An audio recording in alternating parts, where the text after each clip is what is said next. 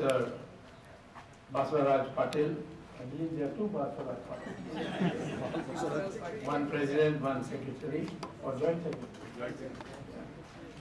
Our distinguished member of parliament from this area and also the same party as myself, and distinguished office bearers on the stage, and citizens of Bidar city.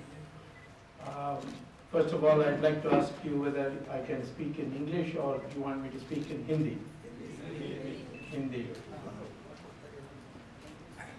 मुझे बहुत हर्ष होता है कि इस संदर्भ में आपने कष्ट किया और हमारे लिए के मौका दिया आपको आपके बीच में आकर अपने वक्तव्य को रखने के लिए। भारत एक मोड़ पर है और दोबारा हमारी देश दुनिया के सबसे विकसित देश और शक्तिशाली देश बन सकती है। मैं कहता हूं दोबारा या पुनः, क्योंकि 1000 साल पहले हमारी देश की स्थिति ये थी,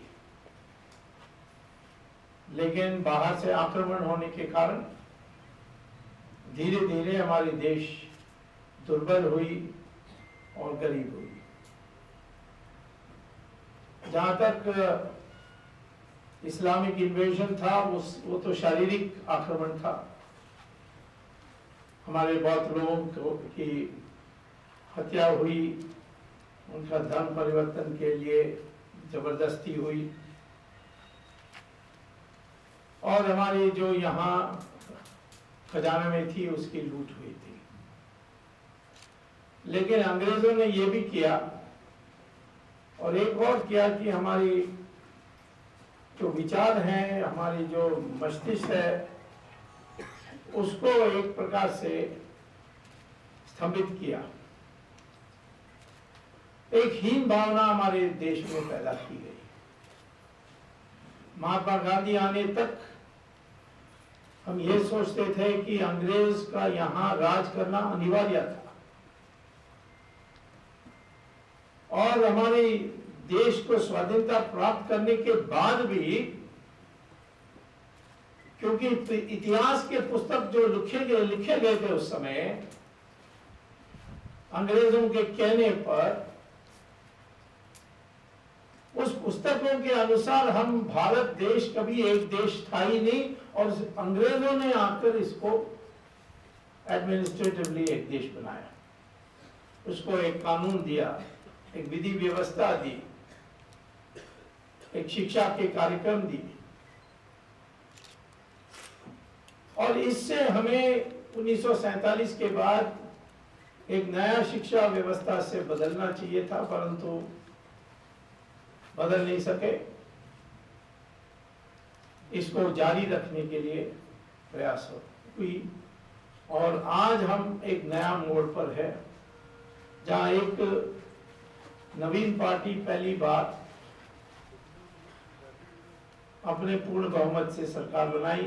जनता पार्टी ने भी बनाई थी 1977 में, परंतु उस समय विलय पूरा नहीं हुआ था। अब एक स्पष्ट रूप से स्पष्ट कार्यक्रम से एक पार्टी की पूर्ण बहुमत है। कई चीजों के बारे हमें विदेशों से सीखना पड़ता, हमारी महानता के बारे। जीरो के कारण मैथमेटिक्स बन सकी, निर्माण हो सकती, ये आइंस्टाइन ने बोलने के बाद, आइंस्टाइन ने कहा कि हिंदुस्तान के लिए हमें कृतज्ञ होना चाहिए क्योंकि इन्होंने हमें गिनती सिखाई। तब हमारे दिमाग में डेसिमल हम नहीं किया, कैलकुलस भी हमारे देश में नहीं। मैसूर में से रॉकेटरी की ज्ञान सारा दुनिया में गई थी और पहला रॉकेट हमने ही पैदा की थी, जिसको अंग्रेजों ने चोरी करके उसको डुप्लीकेट करके फिर आकर हमारे ऊपर आक्रमण किया उन्होंने। आज आप जॉर्ज गमाओ या वर्नर वॉन ब्राउन के जो माने जाते हैं कि दुनिया के फादर ऑफ रॉकेटरी हैं, उनका पुस्तक पढ़ेंगे तो शुरू इसी से करते हैं। हमारे देश में हमने कभी नहीं कहा था कि सूर्य पृथ्वी का चक्कर लगाती है। शुरू से हमारे ऋषियों ने कहा कि पृथ्वी सूरज की चक्कर लगाती है। 300 साल पहले इटली में गैलीलियो एक एस्ट्रोनॉमर था, उसने ऐलान किया कि गलती से हम लोग सोचते थे कि सूर्य पृथ्वी का चक्कर लगाता है, परंतु तो मेरी राय है कि पृथ्वी सूर्य का चक्कर लगाता है। तो इटालियन लोगों ने उसको खूब पीटा, जेल में डाल दिया और कह दिया कि फांसी मिलेगी जब तक आप अपना वक्तव्य को वापस नहीं लेंगे, और उसको लेना पड़ा। आज नई नई चीज सीख रहे हैं हम। गूगल में जाकर नासा के लिए आप ये टाइप करोगे, नासा एंड संस्कृत का आप सर्च इंजन में लिखोगे तो आपको ऐसी बातें पता लगेगी कि आपको आश्चर्य होगा। नासा में रिसर्च चली आर्टिफिशियल इंटेलिजेंस के नाम से, और कहा है कि लोग पैदा होते हैं, अनुभव प्राप्त करते हैं, फिर मर जाते हैं, उनके साथ ये अनुभव भी उन्हीं के साथ चली जाती है। तो रिटायर होने के बाद कंप्यूटर के सामने लोगों को बैठना चाहिए, ज्ञानी लोगों को बैठना चाहिए और बताना चाहिए कि क्या सीखा उन्होंने, और फिर उसको सारा जोड़ करके एक ग्रंथ बनाने चाहिए ज्ञान का। इसी को आर्टिफिशियल इंटेलिजेंस कहते हैं।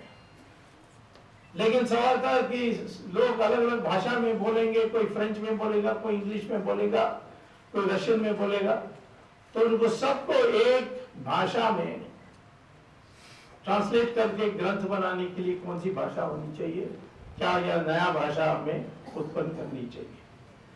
20 साल के रिसर्च के बाद journal of artificial intelligence published by NASA, उन्होंने कहा कि कोई नया भाषा उत्पन्न करने की जरूरत नहीं है। कंप्यूटर के लिए सबसे अनुकूल भाषा है संस्कृत, और संस्कृत अनिवार्य करनी चाहिए आर्टिफिशियल इंटेलिजेंस के लिए,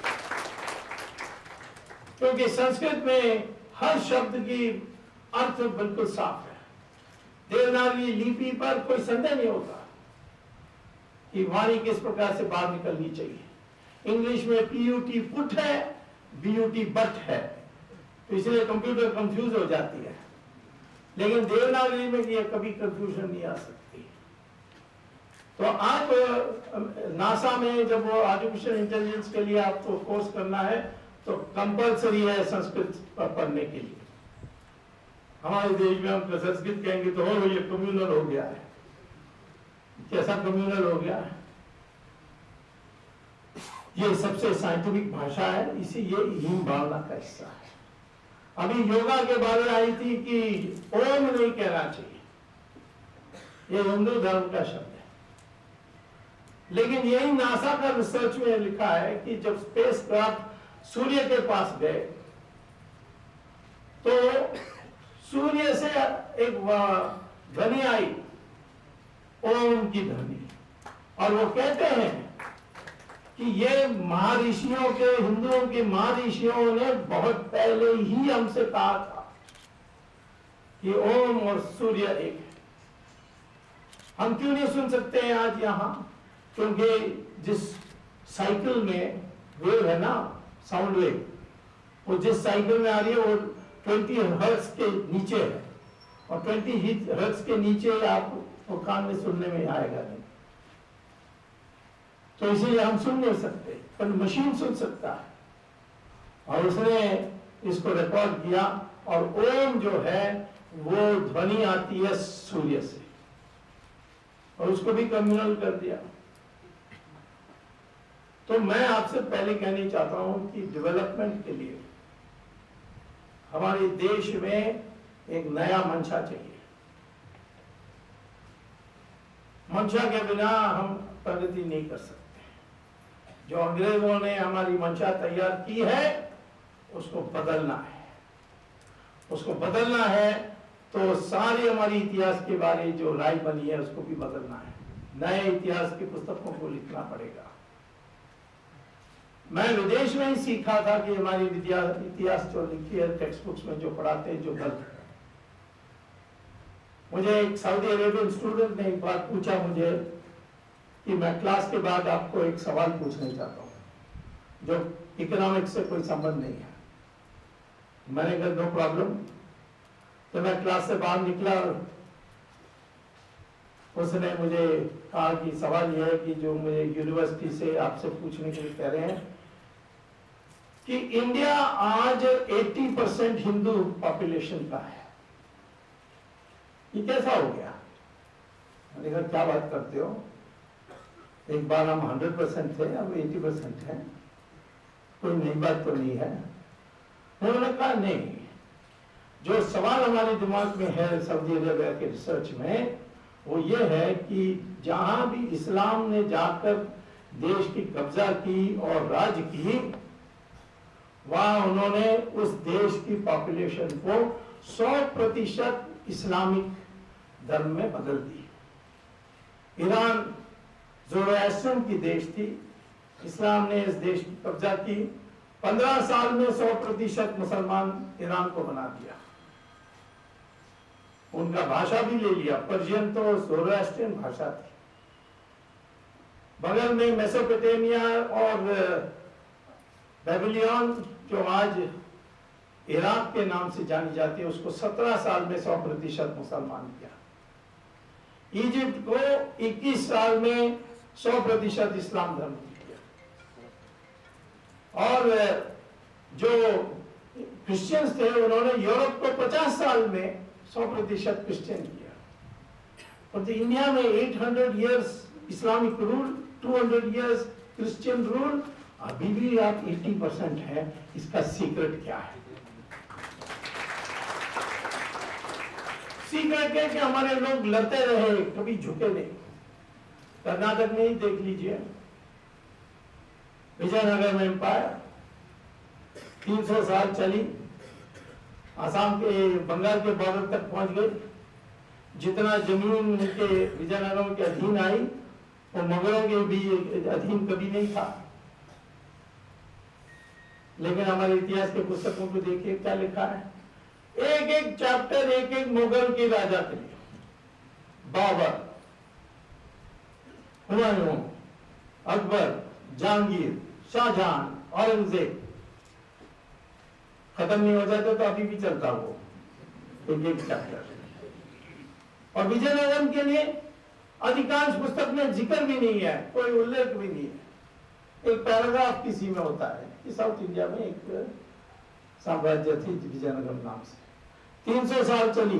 अकबर से औरंगजेब कितना साल है? 150 इयर्स। उसके लिए अलग अलग चैप्टर, और 300 साल 1 पैराग्राफ और नथिंग। रानी चन्नम्मा, कितने लोगों को उत्तर में पता है रानी चन्नम्मा कौन है? हमारे देश में जिन्होंने भी लड़ाई की वीरता से, जीते हारे हमने फर्क नहीं किया। शिवाजी जीते हम पूछते हैं उसको, और जो राणा प्रताप हारा लेकिन उसकी वीरता के लिए उसको उसको स्मरण करते हैं। महात्मा गांधी अंग्रेजों के सामने उनको भगाने में सफल हुए। सुभाष चंद्र बोस की खत्म किया गया, लेकिन सुभाष चंद्र बोस का भी नाम उतना ही है उस वीरता के कारण। रानी झांसी, देश के कोने कोने में हम लड़ते रहे, परंतु इतिहास के पुस्तक में not at all, not at word. तो मैं तो कहता हूं पहले मंशा को सुधारना चाहिए। डेवलपमेंट क्या है? सब इकोनॉमिक डेवलपमेंट से कुछ नहीं होगा। जापान सबसे विकसित देशों में है, परंतु जापान का क्या अस्तित्व है दुनिया में? अमेरिका का गुलाम माना जाता है। जर्मनी का भी यही हाल है। आर्थिक विकास से पर्याप्त नहीं होता है। एक देश की जो अस्मिता है, पर्सनालिटी है, आइडेंटिटी है, इसको जगाने की आवश्यकता है। नहीं तो हम कितना भी संख्या में हो, आज 120 करोड़ है, एक पेपर में आ रहा है कि चाइना को ओवरटेक करने वाले हैं 2021 में, उससे क्या होगा? संख्या सब कुछ नहीं है जब तक मंशा नहीं है। एक जगह में 1000 बकरी खड़ी है और एक शेर जंगल से बाहर निकलता है उनके तरफ। संख्या किसके पास है? बकरी के पास। भागेगा कौन? बकरी भागेगा और शेर पीछा करेगा। क्यों नहीं बकरी सारे ये शेर को घेर करके उसको लात लात मार के मारे? मंशा में नहीं है। कहते हैं बकरी का शक्ति नहीं है, शक्ति से भी पर्याप्त नहीं है। मंशा के बिना शक्ति कुछ फायदा का नहीं है। एक सर्कस में पिंजरे के अंदर बंद है 5 सिंह लायन, सच खिला विला करके तगड़े हैं। एक दुबला पतला रिंग मास्टर अंदर जाएगा, दरवाजा बंद करेगा, पिंजरे को बंद करेगा और फिर हुक्म देगा, ऊपर चढ़ो। सारे ये 5 सिंह ऊपर चढ़ेंगे मेज पर। फिर कहेगा मुंह खोलो, सब मुंह खोलेंगे और अपना गर्दन रखेगा इनके बीच में। क्यों? क्यों ये जो सिंह है ये इस रिंग मास्टर को चिकना चोर करके फाड़ के टुकड़ा टुकड़ा ना करता है? क्योंकि उसकी मंशा तैयार की गई है आज्ञा मानने के लिए। छोटे से जब है उसको तैयार इसी से करते हैं। और इसीलिए सर्कस में आप देख सकते हैं, मनुष्य में भी ये देख सकते हैं। मुझे लोग कई बार पूछते थे तुम्हारा मित्र मनमोहन सिंह क्यों सोनिया से इतना डरता था? तो मैं कहता था वो मनमोहन सिंह सर्कस का सिंह है।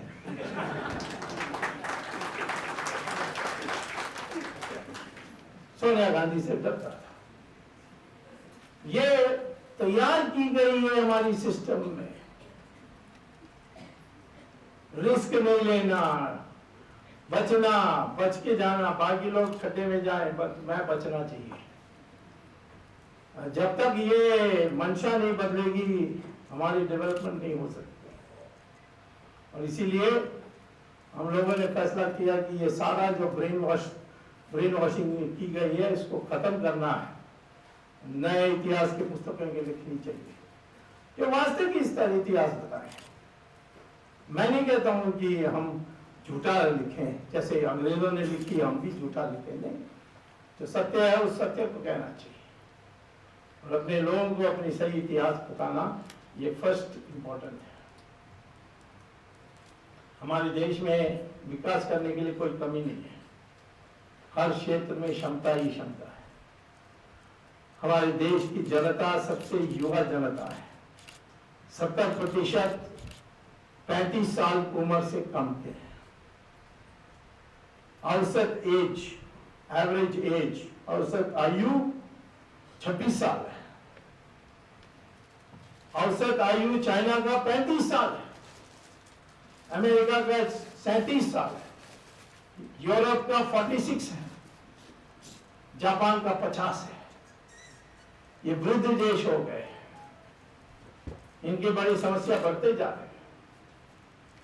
हमें तो अमेरिकन ने खूब सिखाया पॉपुलेशन कंट्रोल, पॉपुलेशन प्लान, पर हमारे लोग बड़े होशियार हैं। इंदिरा गांधी ने इमरजेंसी में जबरदस्ती की तो इंदिरा गांधी को ही छुट्टी करके भेज दिया। और मैं नहीं कहता हूं कि परिवार नियोजन नहीं होना चाहिए, पर तो लोगों को अपने बुद्धि के अनुसार करना चाहिए। जिनको करना है करो। हम कोई ये नहीं कह सकता कि मेरे धर्म में हम करने नहीं देंगे। करना है तो सबके लिए बराबर, यूनिफॉर्म सिविल कोड।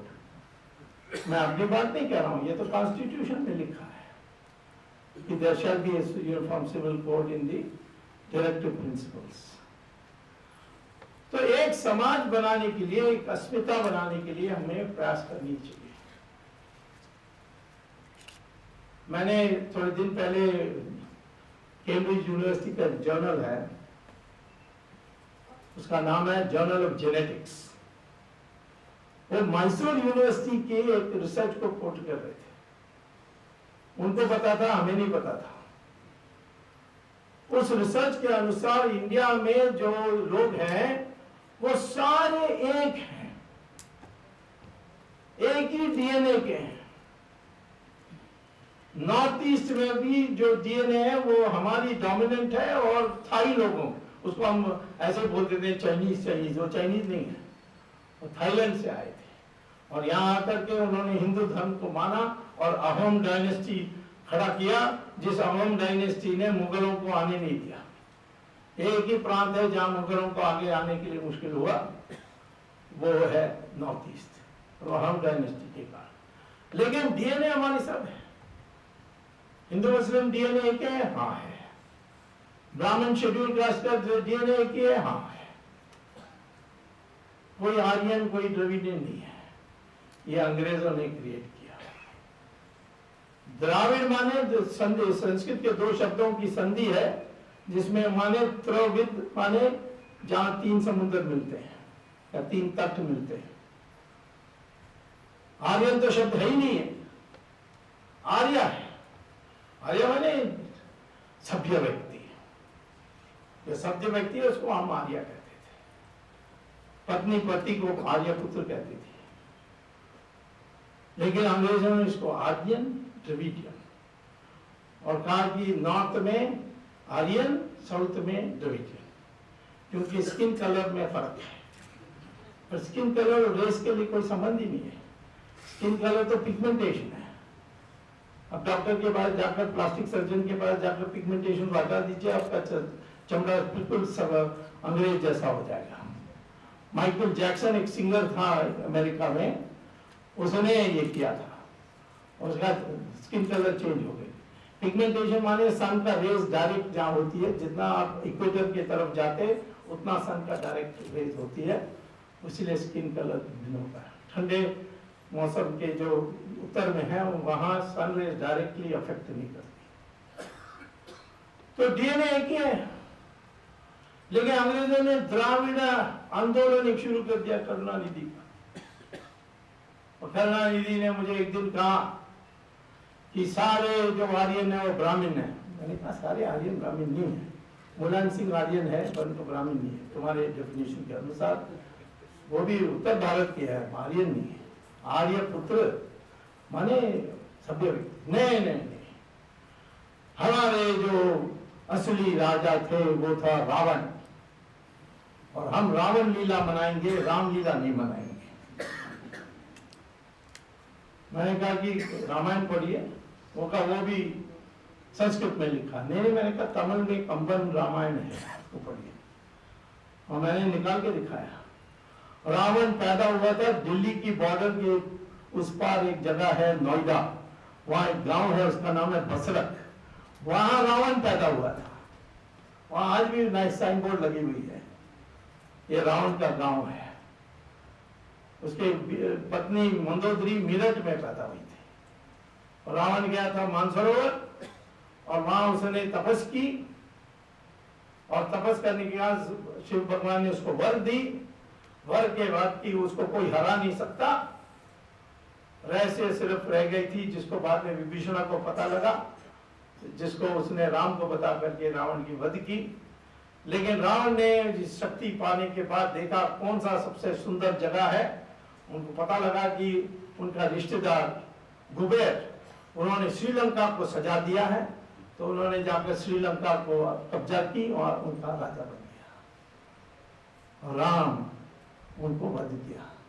तो करुणानिधि को गुस्सा है राम के नाम देने से। एक बार मैं सुप्रीम कोर्ट में राम सेतु तोड़ा ना जाए, सेतु समुद्रम प्रोजेक्ट को रद्द करने के लिए मैंने पिटीशन डाली। तो बहस में मैंने कहा कि राम सेतु, पेपर में आया स्वामी राम सेतु के लिए वकालत की। करुणानिधि ने पढ़कर कहा कि ये कौन होता है स्वामी इसको राम सेतु कहने के लिए? राम ने बनाया, राम इंजीनियर था, कौन सा इंजीनियरिंग कॉलेज में कहना। दूसरा दिन बीमार हो गए तो उनको हॉस्पिटल ले गए। हॉस्पिटल का नाम था रामचंद्र मेडिकल हॉस्पिटल। मैंने उनको लिखकर भेजा कि राम के पास MBBS है, इतना तो पता किया ना। तो ये जो मन में बढ़ाया गया ये डिवीजन का, संस्कृत को नहीं मानेंगे, ये आर्यन का भाषा है, करुणानिधि का था।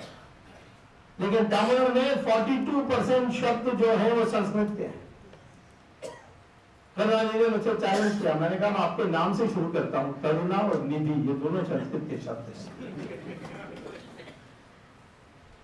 जोड़ने के लिए इतने थे हमारे देश में, और हमारे ऋषि मुनियों की करते हुए इसके बारे में जिक्र करते थे। वरना जो थी वो जन्म से कभी नहीं था। ये तो कृष्ण भगवान कहते हैं गीता में, गुण से। विश्वामित्र के माँ बाप क्षत्रिय थे, लेकिन उन्होंने ब्राह्मण का अनुशासन स्वीकार किया और इसीलिए उसको महर्षि बनाया गया। वो ऋषियों के ऋषि थे। वेद व्यासा का माँ मछुआरा थी, फिशर वुमन, वो महर्षि बने, महाभारत लिखी। वाल्मीकि दलित परिवार में पैदा हुए, और कालिदास वनवासी थे, जंगल में पेड़ की शाखाएं काटते थे। सब महर्षि बने क्योंकि उन्होंने ब्राह्मणों का अनुशासन को स्वीकार किया, विद्या के लिए उन्होंने तपस्या की। और इसीलिए मैं आपसे कहना चाहता हूं कि ये जो विभाजन अब जन्म से बन गई है, इसको खत्म करना चाहिए। अब तो ब्राह्मण को आप मिलिट्री में देख सकते हैं, क्षत्रिय को आप व्यापार में देख सकते हैं, ये सब डिसिप्लिन खत्म हो गया। तो अब मेरी राय में हमें सबको धीरे धीरे धीरे सिर्फ इतना कहना चाहिए, हम हिंदू हैं, हम ब्राह्मण क्षत्रिय सब भूल जाना चाहिए। आपको शादी करते समय ब्राह्मण क्षत्रिय ढूंढना तो ढूंढ लीजिए, परंतु जहां तक इस देश की समाज को बनाने के लिए सबको एक हो जाना चाहिए। ये हमारे हिंदू अस्तित्व है। मैं किसी का बुराई नहीं कर रहा हूं, मैं तो मुस्लिम को भी कहता हूं कि तुम मान लो तुम्हारी पूर्वज हिंदू है तो मैं तुम्हारे परिवार का हिस्सा मान लूंगा। क्रिश्चियन तो मानते हैं, पारसी भी मानते हैं, जैन बुद्धिस्ट ये सारे मानते हैं, और मुस्लिम भी प्राइवेटली मानता है, तो वो मुल्ला से डरता है क्योंकि वो फतवा लगा देगा इस मेरी बुरा कर देगा। लेकिन इस इंडिया को डेवलपमेंट के लिए एक करना है, और एक करने के लिए ये सारी जो विभाजन पैदा की गई है लैंग्वेज, इसको सबको ठीक करना है। छोटी छोटी बातों में हम उनको लड़ा देते हैं। तो मैं आपसे पहला ये निवेदन करूंगा कि डेवलपमेंट के लिए इकोनॉमिक डेवलपमेंट बहुत आसान है। जब जवाहरलाल नेहरू ने सोवियत रूस की मॉडल को लागू की हमारे देश में, तब से हमारी इकोनॉमी अंग्रेज के काल से तो ज्यादा तीव्र गति से बढ़ा, परंतु जिस गति से बढ़ना चाहिए नहीं बढ़ा। बाद में मैं चंद्रशेखर ये सब सरकार बनाई, हमने इकोनॉमिक रिफॉर्म शुरू की, जिसको नरसिम्हा राव आगे ले गए।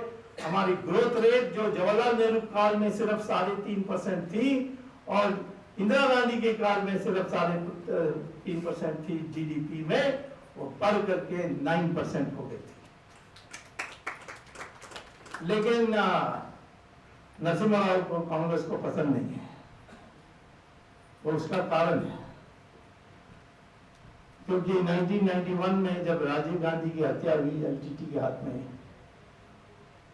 तो सब सोचते थे कि कांग्रेस स्वीप करेगी, परंतु कांग्रेस को मेजॉरिटी नहीं मिली। इसीलिए सोनिया गांधी के परिवार ने कहा कि मेजॉरिटी नहीं है तो अभी मत प्राइम मिनिस्टर बनो, अभी किसी बुढ़ा को बना दो जो मरीज है, 6 महीने में मर जाएगा, और उस तक हम मेजॉरिटी बना लेंगे दूसरी पार्टी तोड़ करके। लेकिन नरसिम्हा राव जैसे प्राइम मिनिस्टर बने, उनका स्वास्थ्य सुधरने लगा, पूरा मान साहब ने, और इकोनॉमी शानदार कर दी उन्होंने। लेकिन उनके पार्टी के लोगों ने उनको माफ नहीं किया, क्योंकि उन्होंने जो लाइसेंसेस, कोटा, इस सब को खत्म किया। उससे जो लोग पार्टी में प्रबल लोग थे, कमाते थे इस ब्लैक मार्केट में, उनसे नाराज होकर के उनके खिलाफ काम करके। लेकिन मैं आपको कहना चाहता हूं कि अगला रिपब्लिक डे में नरसिम्हा राव को बीजेपी सरकार भारत रत्न की अवार्ड देने वाली है। हमें तो हमारे देश के वीर पुत्रों को याद रखना चाहिए।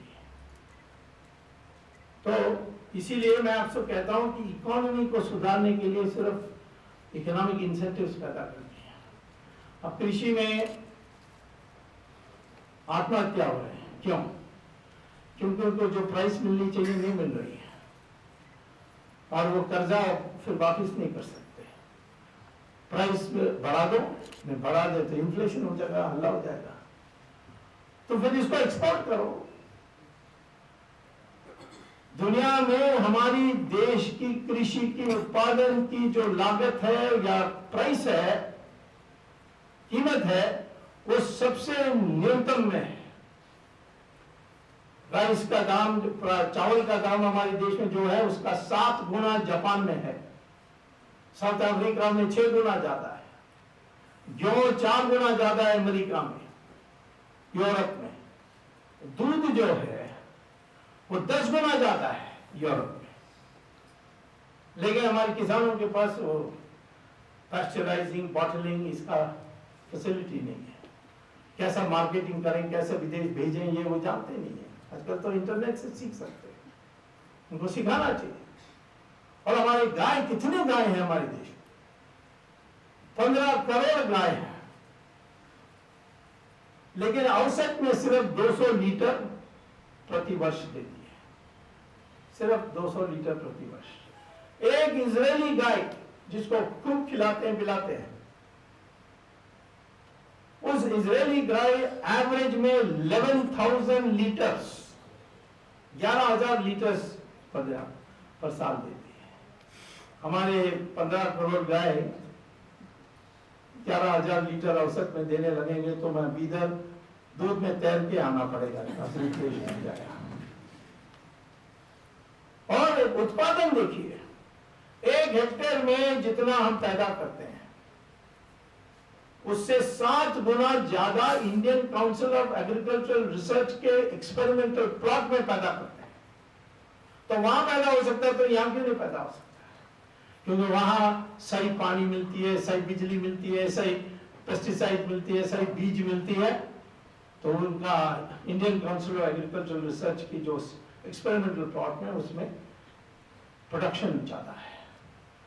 ये हमारे किसानों के लिए व्यवस्था कर दो, वो भी करेंगे। फिर पैकेजिंग इंडस्ट्री लाओ, छोटे छोटे एयरपोर्ट्स बनाओ, हर डिस्ट्रिक्ट में एक एयरपोर्ट होना चाहिए। इंटरनेट उनको सिखाओ ताकि दुनिया में वो बायर्स को कांटेक्ट कर सकें। ऐसा मॉडर्नाइजेशन करेंगे तो हम दुनिया को खिला सकते हैं। हमारे देश एकमात्र देश है जिसमें 12 महीने हम कृषि के काम कर सकते हैं। अमेरिका में 5 महीने में स्नो गिरती है, इसलिए नहीं कर सकते। और यूरोप में भी 5 महीने स्नो गिरती है, हिम के कारण 7 महीने ही कर सकते हैं। चाइना में भी कई अधिकांश जगहों में स्नो गिरती है। हमारे देश में धूप पानी 12 महीने भगवान ने कृपा की। तो इसीलिए हमें क्या करना चाहिए? 3 फसल बोना चाहिए। अभी सिर्फ 25% जमीन में एक से ज्यादा फसल बोया जाता है। कृषि को निग्लेक्ट किया गया, उसको प्राइमरी फोकस देना चाहिए। महात्मा गांधी ने से कहा था और जवाहरलाल नेहरू ने कहा नहीं, इंडस्ट्रियलाइजेशन होना तो चाहिए, परंतु पहले उसका बेस बनाना चाहिए।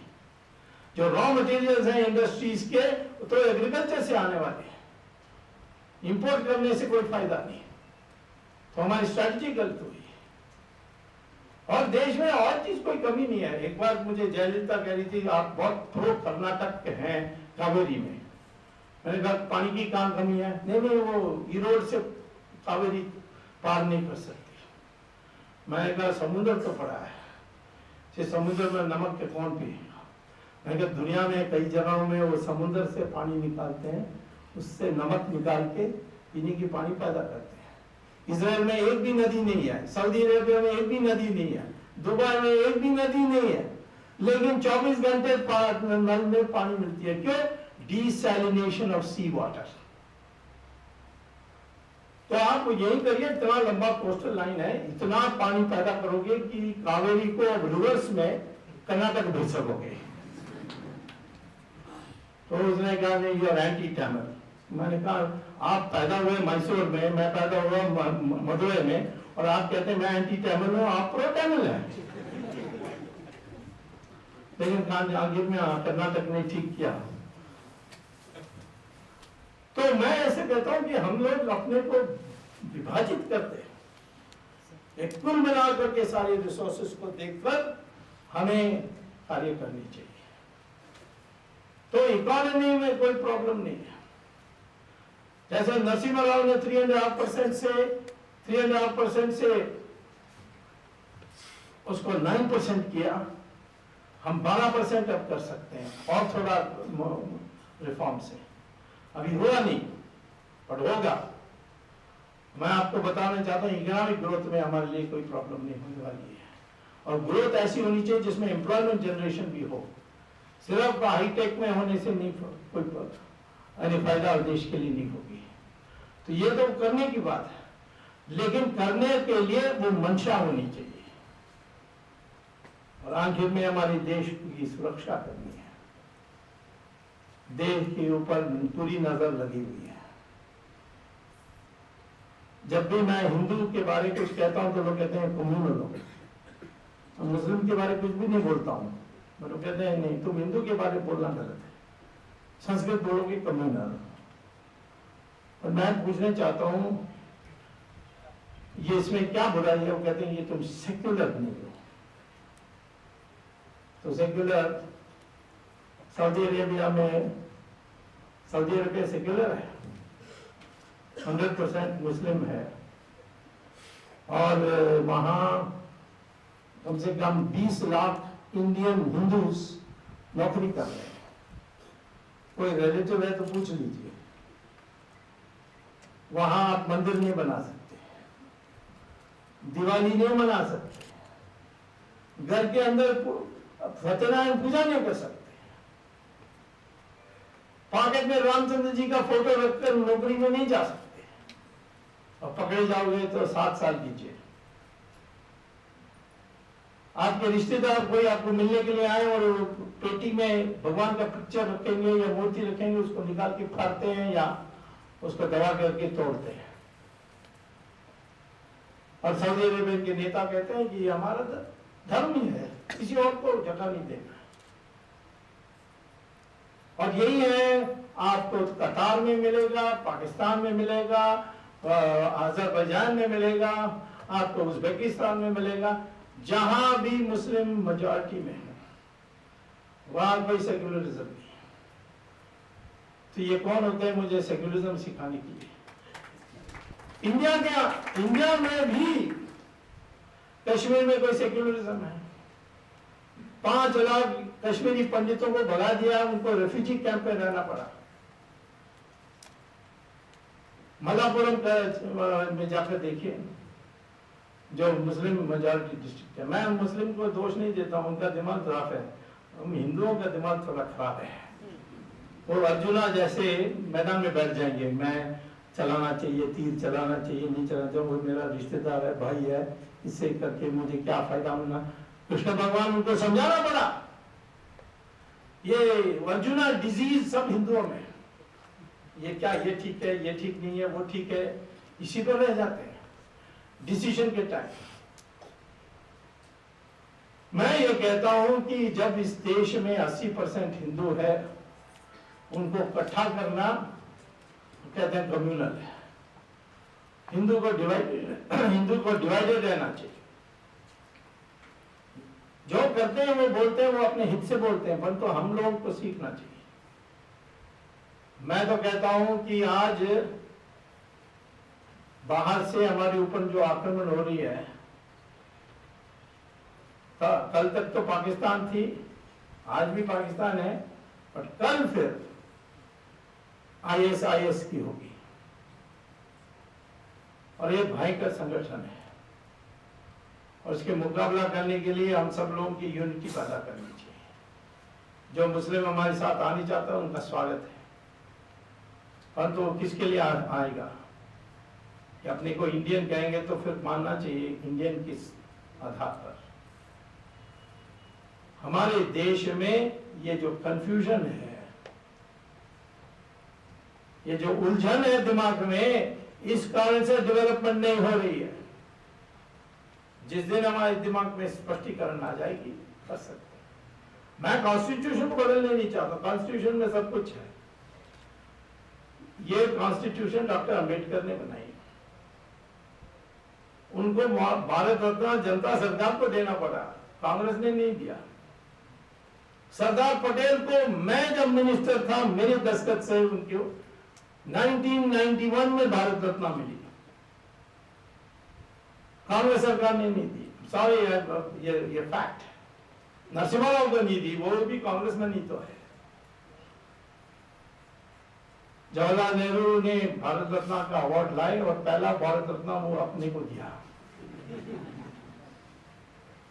पर देखिए हमारे देश में अंबेडकर यहां से पढ़कर कोलंबिया यूनिवर्सिटी से 1916 वहां उन्होंने इकोनॉमिक्स में पीएचडी की। उनका थीसिस मैंने पढ़ा मॉनेटरी इकोनॉमिक्स पर, आज भी वो टॉप क्लास है।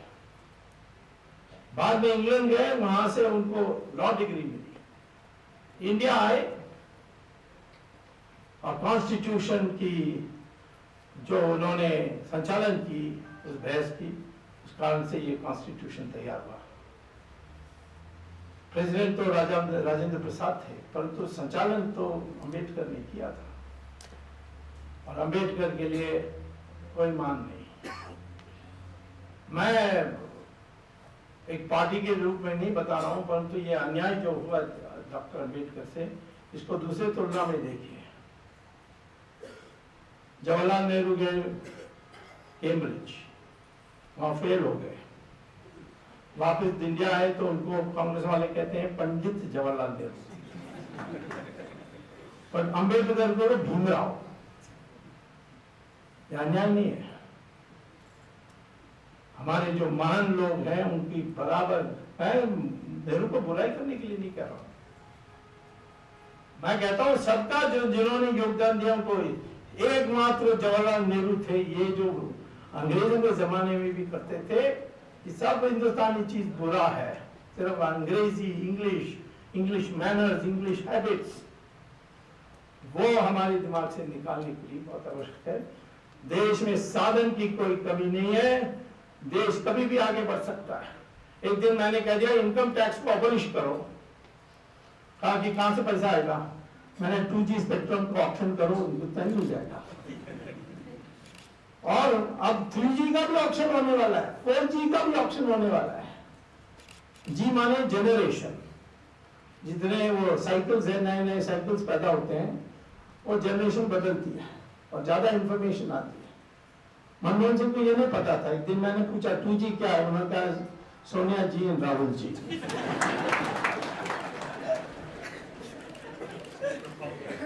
कोयले के आप ऑप्शन करोगे, जो पहले बांटा जाता था, आपको 11 लाख करोड़ मिलेगी, और इनकम टैक्स रेवेन्यू कितना है, 2 लाख करोड़ रुपए। इसको अबॉलिश करो, मिडिल क्लास को कुछ राहत मिलेगी, और ये सारे इनकम टैक्स इंस्पेक्टर से कुछ छूटने की एक मौका मिलेगी। देश में भ्रष्टाचार दूर होगा, एक बहुत बड़ा कदम वो है। और इसीलिए हमारे देश में क्षमता की कोई कमी नहीं है, हमारे देश में लोगों की कोई कमी नहीं है। हमारे देश में महिला और पुरुष उतना ही है, ऐसे महिला थोड़ा ज्यादा होशियार है, आजकल वो एग्जाम में फर्स्ट आ रहे हैं सब में। और हमारी पुराने जमाने में ऐसी था, जब ब्रह्मा कैबिनेट बना रहे थे तो वो तो खुद प्राइम मिनिस्टर थे, तो उन्होंने 2 डिप्टी प्राइम मिनिस्टर बनाई, शिवा और विष्णु। फिर उन्होंने कहा कि ये 3 पोर्टफोलियोज हैं बहुत इंपॉर्टेंट, किसको दूं? तो उन्होंने फाइनेंस दिया लक्ष्मी को, डिफेंस दिया पार्वती को, और एजुकेशन दिया सरस्वती को।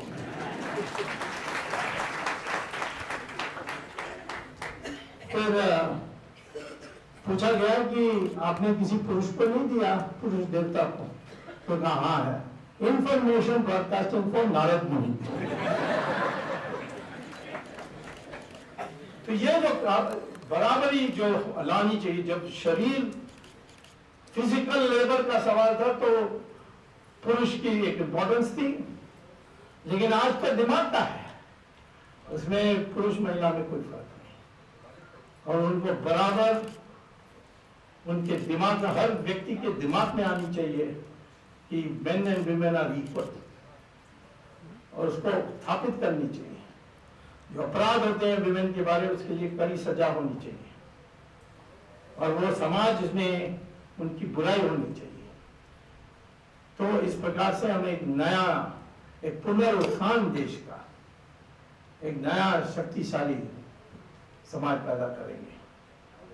हमारी सारी ग्रंथों में देखेंगे तो महिलाओं निर्णायक रहे। सीता नहीं होती तो रावण कभी नहीं मरता, क्योंकि हनुमान ने आकर सीता को कहा कि मेरे कंधे में बैठो, मैं ले जाऊंगा वापस, मामला खत्म हो जाता। वहां क्या सीता ने कहा, नहीं, इतने महिलाओं को उसने हड़प करके यहाँ रखा है, मैं खुद अकेला कैसे जाऊंगा, राम को आना है, इसको मारना है।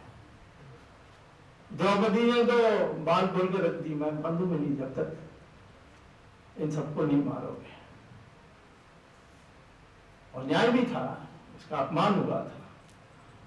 तो हमारे संस्कार में भी महिलाओं के लिए एक विशेष स्थान था, उसको वापस ला करके उनको बराबरी की दर्जा दे करके हमारे देश की जो मस्तिष्क की शक्ति है, जो हमारी संस्कृति है, उसको उससे लेकर देश की डेवलपमेंट हो सकती है। और हमारी जो कानून व्यवस्था है उसमें कोई कमी नहीं है।